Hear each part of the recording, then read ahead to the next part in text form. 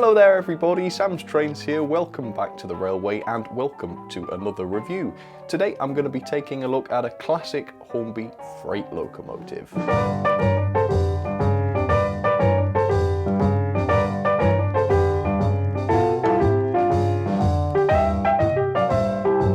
Today's locomotive has been part of Hornby's range for years and years. It's been a Hornby staple, and once in a while they do come out and release another version of it, so if you look in the right place you still can find today's model.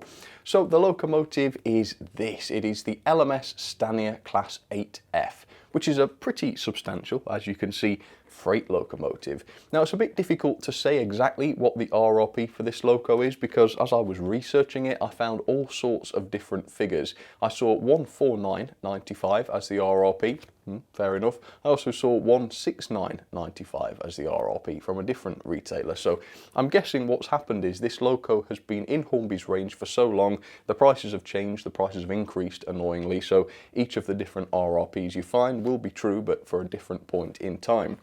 However, I paid £104.99 for mine, which is much more like it. And actually, if this is up to Hornby's usual standard, this could well have been quite a bargain. But today we're going to find out, we're going to take a look at this. It's quite an old model, so we're going to find out whether it still holds up to modern standards and whether it's been upgraded from the previous versions I've looked at. I've got a very old one. I bought it second hand. I think it had been modified. This will be the first time I've ever looked at one of these brand new. I'm very excited about it and I'm bringing you along on the journey. So let's do this together. Let's see what it's like. Alright, let's take a look then. So as you can see, it's a very, very smart freight locomotive. Mine is in the LMS black, which would be my preference, but Hornby have produced all sorts of different variants of this model, including BR ones. So yeah, if you're into steam, if you're into the 8F, they should have you covered, basically, no matter which of the eras you model. The particular version I have here is catalogue number R3565. It is an LMS 280 Class 8F, and the number of mine is 8035, and they are DCC ready models.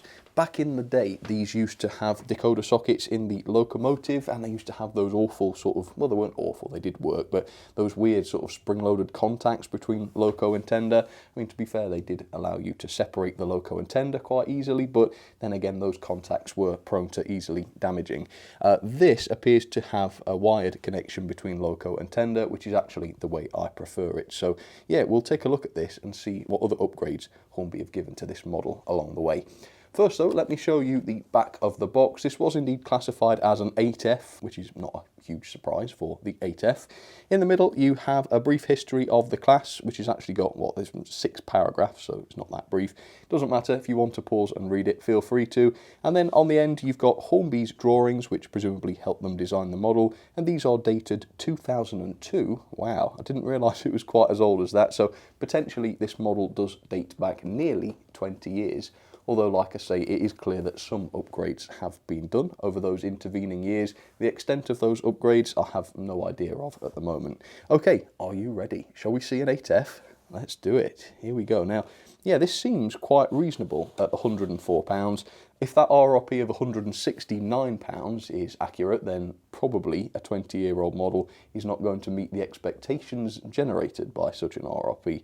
But for 105 quid or whatever it was, for such a substantial locomotive, this will actually have to be pretty darn bad for it not to be worth that. But hopefully it will be worth that. Alright, well, it looks pretty good inside the packaging, but you can't get much of an idea while it's still in the box. So let's pull this out. How does the weight feel? Yeah, it doesn't feel dreadfully heavy, actually. I would have thought a 280, a beefy 280 would be quite weighty, but yeah, we'll see. I don't believe there is any metalwork on the body of this. I think it is a plastic body and running plate, which is a pity, but, you know, it's not the end of the world. Right, let's have a look at this. Important, it says, 8F close coupling. If you want to create a close coupling on this model, you'll need to remove the brake vacuum tank from the underside of the locomotive to avoid it clashing with the drawbar. This piece is only a plug fit and can be easily pulled out. Alright, so yeah, that sounds a little bit involved, doesn't it? Although my curves are too tight for anything like that, so I won't have to worry about it. And then we have, this is what I'm interested in, the Class 8F operating and maintenance instructions. Let's take a look. Come on, there's not very much info on the mech. We'll have to wait and see then as to whether it's been upgraded. Bit about lubrication. removing the bodies, that's important, I will be doing that. You can see that there is a shot of the inside of the tender, which clearly does now have the decoder socket inside it, and there also appears to be space for a speaker inside there as well, which is a significant upgrade over the 8Fs that I've seen from Hornby in the past. So yeah, that's a good one. That's a good one. That makes this much more compatible with the modern model railway, doesn't it? Okay, are you ready? Shall we take a look? Right, I can see quite a hefty accessories bag on top, so let's see what we've got.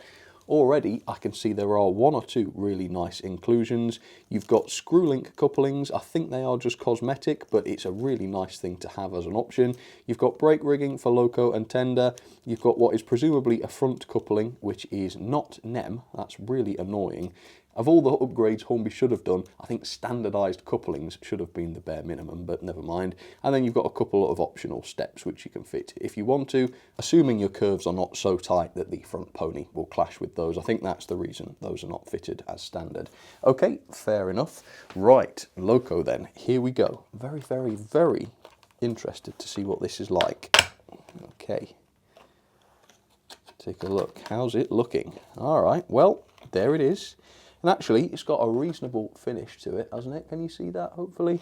Yeah, fair bit of sheen on the boiler. That's something I always look for these days, and it's quite nice to see that. Got a little bit of a wonky air intake on top there, but I think that's just because it's separately fitted and able to move, so that is a feature and not an accident. Okay, let's pull this out then and see what this thing's like. Okay, there it is, the Hornby 8F, and actually the loco itself does feel reasonably heavy. It's not massively heavy or anything, but I would have said the weight there was adequate at the very least, although of course I will weigh it and see how it stacks up against other locos. The tender is the light part, it must be said. Yeah, that does feel considerably lighter, but then again, that's quite reasonable, I suppose. Alright, what do you reckon to that then? I mean, yeah, it's a smart looking locomotive, isn't it? There are one or two things that do show the loco's age straight away. We'll talk about what those are in a little while. But yeah, overall, this is not a bad looking loco, is it? And for just a hair over £100, at the moment, this doesn't seem too bad at all. £170, yeah, I think we can pretty much put that aside, as we can with a lot of Hornby's locos from this era, which they've seen fit to slap ridiculously high price tags onto. But yeah, for £100, I'll be surprised if this doesn't meet the mark. We shall find out in due course, but first of all, here's a little bit of history on the 8Fs in real life. So the LMS 8Fs were a class of heavy freight locomotives designed by William Stanier, which first appeared back in 1935. The class was essentially a freight version of the famous Black 5, which I was quite surprised by when I first learned that, but of course they are made unrecognisable from the Black 5s due to the very different wheel configuration. Nonetheless, the same cylinder arrangement was used, and many design features appear to be much the same as on the Black 5 on closer inspection. The class became a big player during the Second World War, becoming the standard freight design used by the War Department during that conflict, and they were even used extensively overseas, some of them even ending up in the Middle East. Over the war years, many examples were shipped to Iran, Egypt and Palestine, and some were even equipped to burn oil rather than coal for areas, of course, where oil was a bit more plentiful than coal. In total, 852 were produced, which is a crazy number. 666 of them made it into the nationalisation period back here in the United Kingdom, although withdrawal of course began in 1964, and all but 15 examples were scrapped and a few examples were even lost at sea, which is a fun fact, isn't it? Okay, let's take a close look. So there it is up close for you, the Hornby Stanier 8F. And before we dive into a close look at this loco, I am going to address something, because some people do sometimes get a little bit confused when I review a loco like this. And I've seen comments and I've seen posts on forums saying, oh, why does he buy 20-year-old models and then criticise them for not being up to modern standards? Well, like I say, that is a slight misunderstanding, because I don't buy 20-year-old second-hand models to review. I used to do it, but I haven't done it for 2 or 3 years. And the reason is that I just can't do that anymore, because my reviews get quite critical. Sometimes they're quite investigative, and the only way I can fairly lay the blame for a model's downfalls onto the manufacturer is if that model is brand new in the box and it hasn't been owned or messed about with by a previous owner. So every review you see me do, unless I state otherwise, will be of a model that I have bought brand new in the box. Occasionally I might review an older model because it's interesting to me and I think there's a good reason to make a video about it, but in those cases it will be obvious that that's what I'm doing, and usually I will overtly state that that is the case. So when I say a model I'm reviewing is 20 years old, I don't mean that the model I'm showing in the video is 20 years old, I mean that the design dates back that long. And if I criticise one of those locos, usually it's because it's a 20-year-old design, but it's being sold alongside much more modern, more detailed and better locomotives, and oftentimes at a comparable price, which I don't think is that reasonable. And actually that's the case with this locomotive. So yes, the design is 20 years old or so, but Hornby produced this thing much more recently than that, and for an RRP of £169.95, we believe, like I say. And while the price I paid of £104.99 is completely reasonable, I think anything higher than that is completely out of the question, and here's why. So first of all, the loco body is basically entirely plastic, which leaves us with a weight of 336 grams, most of that weight of course coming from the chassis, which is die-cast and reasonably heavy. So loco and tender at 336 grams, that's only about 10 grams heavier than the Hornby Black 5, which in itself I thought was quite a light loco, and it's about the same as a Bachmann Jubilee, which obviously is a slightly smaller locomotive, but the weight isn't terrible. I don't think it's a huge issue, but you do lose out on the die-cast running plate, and incidentally, as you can see, the level of detail on the running plate is quite basic. There's not an awful lot going on there. On top of the loco, you can see quite a prominent parting line. That's quite old-fashioned now. These days, most manufacturers' models have invisible parting lines, or they're designed in a way that the parting lines are a bit less prominent, so you've got that. Also, part of the chassis block is visible underneath the boiler, and you can actually see the gear shafts inside there. And obviously the days of a loco's mechanism being partially visible are well and truly over. So again, that does show the age of the locomotive. The cab interior, as you can see, it is painted, but it's just a single colour, no separately fitted parts. That too is way behind the times. And also the wheels, as you can see. Now Hornby are usually fantastic with wheels, but on these they're not quite so good. As you can see, they don't have the fully moulded centres, you can just see the axles poking through, but they have been blackened, so they are far less noticeable as a result. So in terms of the level of detail and the features, the model is clearly very, very dated. But that is not a complete deal breaker, because I know thousands of people that would be more than happy to own a loco like this, because it doesn't have that massive level of detail. It's a little bit less fragile. It ought to still have a decent mechanism, so it could run well. So as long as the price is right, then this model is still sellable and it's still buyable, isn't it? The only problem with that is it's that RRP of £169.95. That's just not representative of this model, is it? £104.99 is much better, but that was a sale price and that's not the usual going rate for this loco. So Hornby, again, please make sure the price matches the loco so that your customer is actually getting what they paid for, and don't try and make it look like a loco is more than it is, because your customers are not stupid, and when they buy it and see this level of detail, they'll know that it wasn't worth what they paid.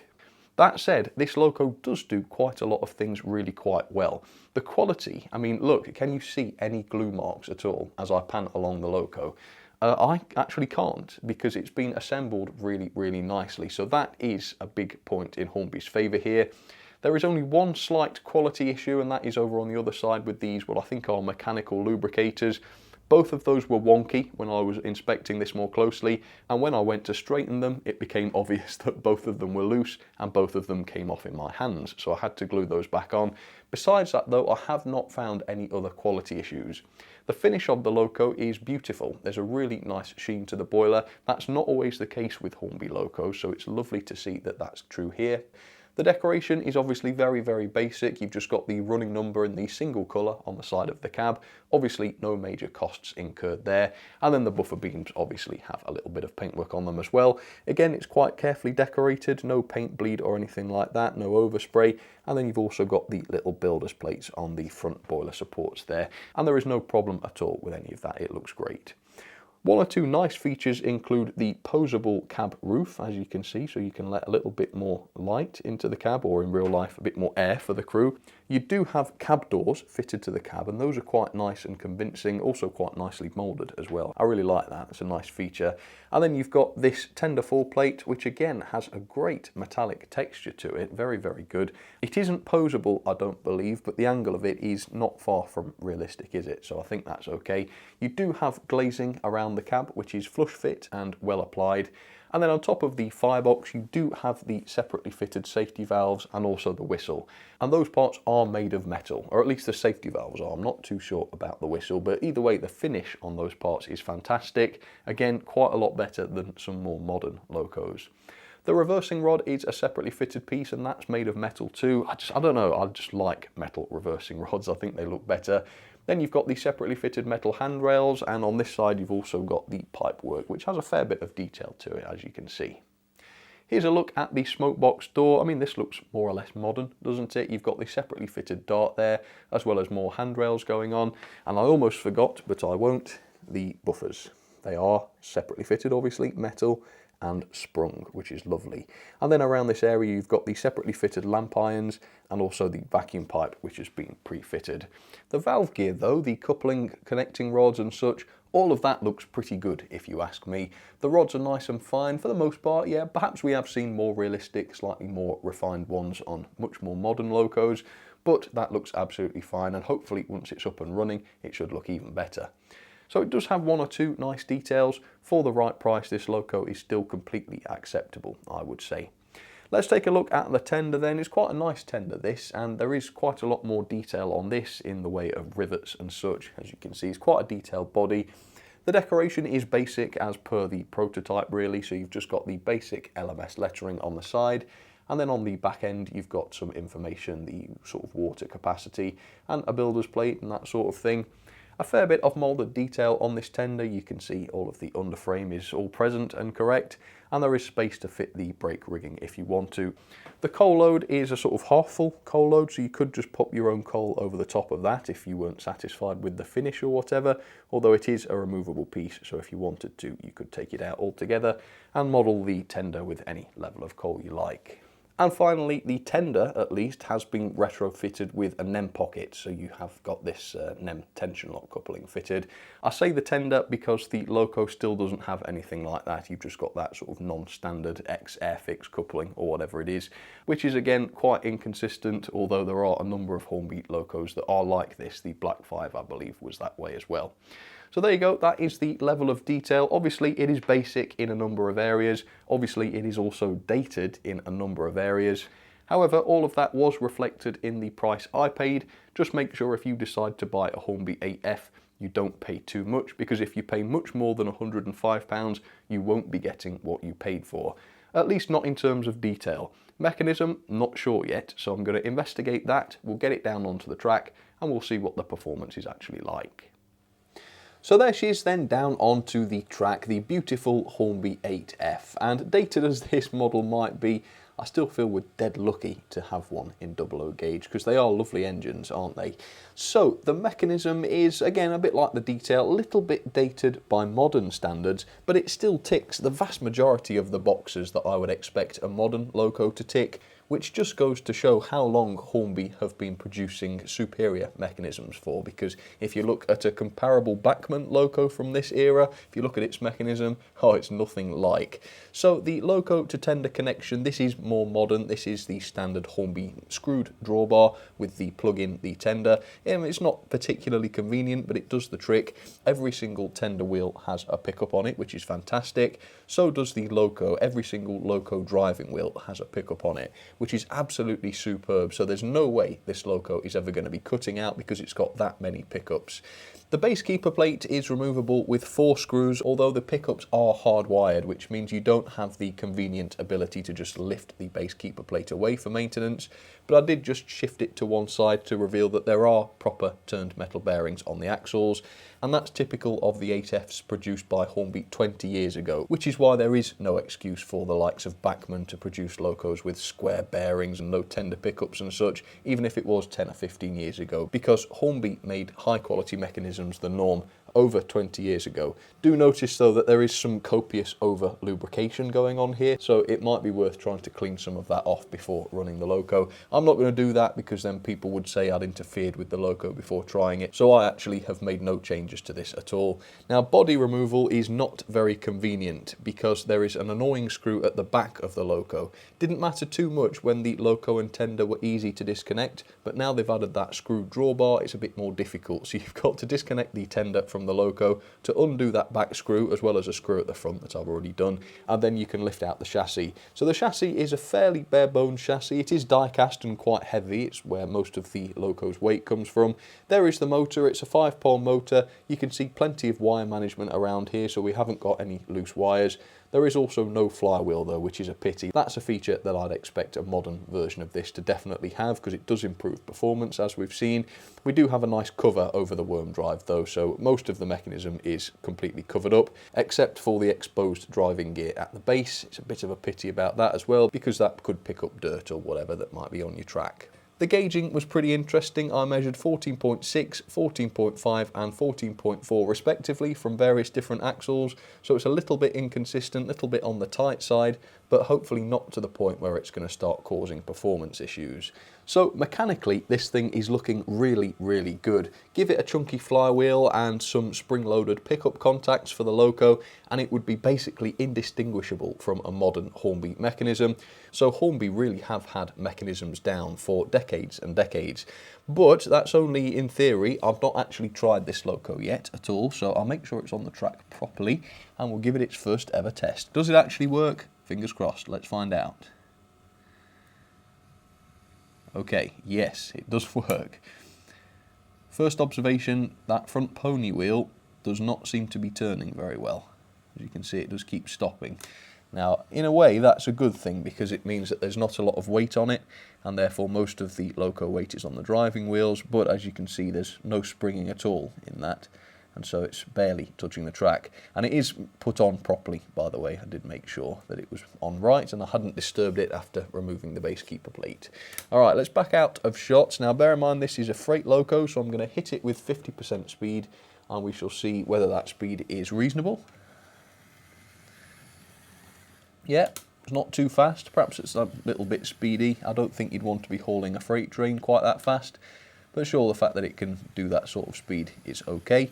I suppose more importantly though is the slower speed, so let's go a bit slower. Let's not crawl just yet. Let's call that a sort of, I don't know, you can imagine it hauling a small train out of the yard or something at that sort of speed. So that's okay. Yeah, it's reasonably smooth, isn't it? Reasonably. It's not been run in yet, I should say. I will need to do that before I give it a final performance score. Alright, come on, I know you want to see the crawl, so let's try a crawl.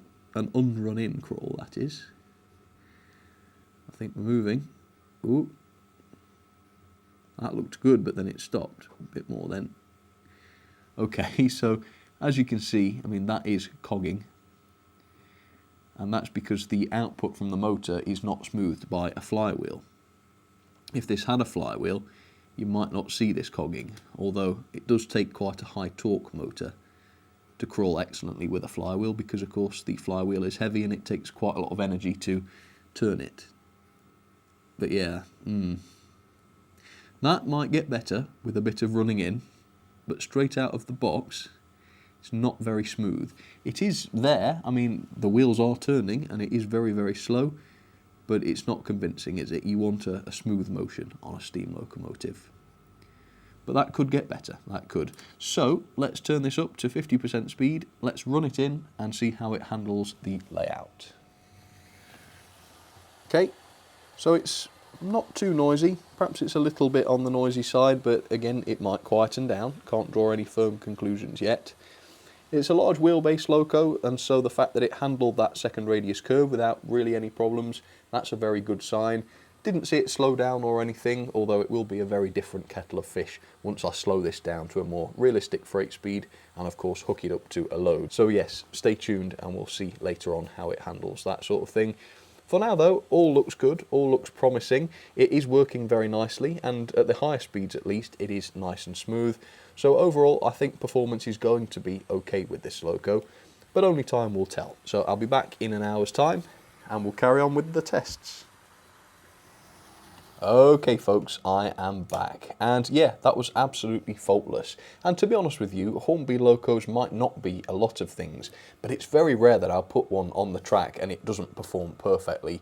Yeah, because this has just gone 1 hour, 30 minutes in each direction, no slowing downs that I saw, it never once stalled, it never derailed, it never slowed down. Yeah, I mean, it's a really good, reliable performer, and I'm quite impressed with it, I must say. It's nice and quiet as well, not too much noise. Very good indeed. It has a tractive effort of 0.38 newtons, which equates to around 24 coaches on straight and level track. So it's not hugely powerful, but it's not bad either. I have set up quite a large rake of wagons to test this with. On one hand, that is kind of mean, because there's a lot here, there's probably about 30. But on the other hand, this is a heavy freight locomotive, so it does need to be able to haul that sort of thing. However, first things first, what is the crawl like now? Is it any smoother? Forwards. Oh. So, yeah, in many ways that's an excellent crawl because it is very slow, but clearly it's not very smooth. There is a lot of cogging there, and that's to be expected because it doesn't have a flywheel, of course. Any better in reverse? Yeah, a little better. I would say that's a little bit better in reverse, actually, yeah. It's annoying me, this front pony. Turn. What can you really do about that? Yeah, I suppose you could bend it. I suppose you could loosen off one of the screws of the base keeper plate. Not an awful lot you can do, really. Anyway, yeah, the crawl's okay, don't get me wrong, it's alright. We've seen much smoother locos from Hornby, of course, but it must be said at this sort of speed, which is probably the sort of speed that you'd want to run this at, I think this just looks marvellous at this sort of speed. Look at all of the valve gear and such. It is perfectly smooth at this speed. It's really, really fine at this speed. So yeah, it's not the greatest crawler in the world, but overall the performance I think can get a big tick. So let's go couple to the train, and maybe we'll even get some nice wheel slip with it. Okay, can I control this nicely? Oh yes, that was good. Nice little slow down without stalling. Right, hopefully that is a coupling. Are we focused? I think so. Right. Let's try this then. I reckon it looks good at about 35 speed, so we'll go for that. And keep your eyes peeled for some wheel slip. Here we go. I see, I was mean. I hit it with high power. Mind you, I didn't see it slip. Maybe you did from where the camera was. But it seems to be handling that okay. Wow, that's a lot of wagons. Anyway, I'm running lots of other LMS locos today. Well, I'm running two, but there are more in the sidings. On the middle line, I have my other Hornby 8F, which I've had for many years, and actually this one is DCC chipped, and its front pony has come off. I wonder if this has got issues with the front pony as well then. Well, that one does seem to turn.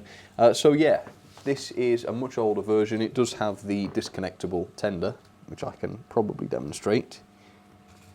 Don't know why I needed to show you that, but yeah, it does have that. It does seem, though, that the detailing and the mechanism, everything else, has remained largely unchanged, because the two are basically the same. But there you have it. It still works. Like I say, I did chip that one, so probably running it on analog isn't the best thing for it, but it does work, as you can see. And then on the inside line, I think it would be rude not to run the sort of little sister, if you like, of the 8F. So we've got the Black 5. This is the Hornby one. And I did review this one not too long ago, so check out that review if you're interested. But I think the new 8F that I've just reviewed has come back around, which means it did complete the lap. But let's watch it this time and see just how well it completes the lap. Right, keep an eye out for any slowing down. Wow.